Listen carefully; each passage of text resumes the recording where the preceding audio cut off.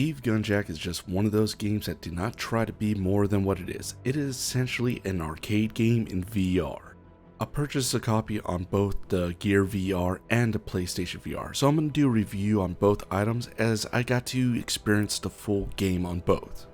The only difference between the two is the graphics, so let's go ahead and get down to the hardware. The GearVR, you're able to use the side button to shoot or even the remote control if you have it.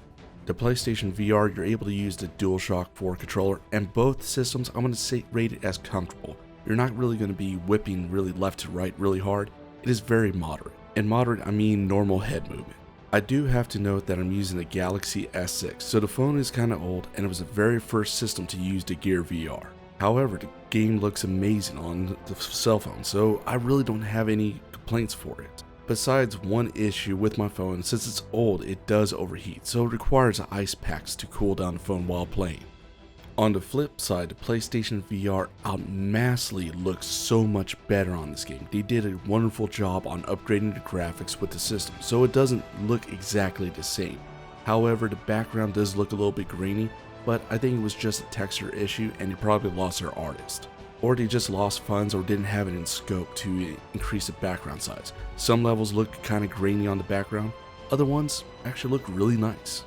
For gameplay, it plays exactly like Galaga. You have individuals or drones running at you at sequential orders or in sequential lines, so it's very easy to pick them off and figure out the pattern. It doesn't try to be more than what it is, and it does it very well because I actually enjoy that. Since I do love Galaga and I do love VR, it was a perfect combination of the two. Now for the plot, there isn't really much of a story because you're just an individual that gets into a turret and shoot down enemies and rocks just to protect your ship. As I understand, the ship is carrying highly valuable ore to one place to another, and in the EVE universe, this is essential to earn money as I understand. So yes, you are basically playing a smaller role in a bigger plot in a big game.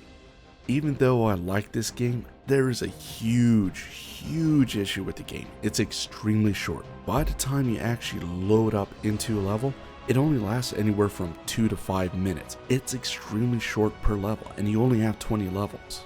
I ended up completing the game in about 30 to about 40 minutes, and that's even with interruptions. I do have to note that this was one of the first VR games that came out when VR was basically a tech demo. So I'm going to cut a little bit of slack for being short, but I feel like it was done way too short compared to other VR games that I was been playing at the time.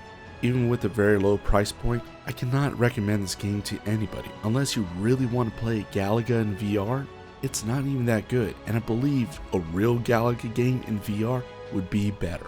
So my final verdict is just to pass on this game. There are better titles out in 2019 and even beyond, so yes, save a couple extra dollars and buy a VR game that you would really love to play. Well, that's all I have. Join me on the next one. Until then, see ya.